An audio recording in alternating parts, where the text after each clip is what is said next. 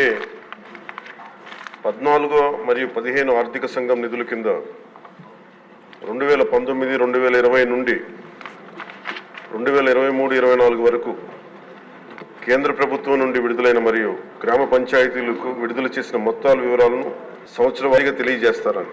అధ్యక్ష, సంవత్సరాల వారీగా గ్రామ పంచాయతీలకు 14 మరియు 15 ఆర్థిక సంఘం ద్వారా 2019, 20 నుండి 23-24 వరకు విడుదలైన గ్రాంట్ వివరాలను ఈ విధంగా తెలియజేస్తున్నాం. అధ్యక్ష,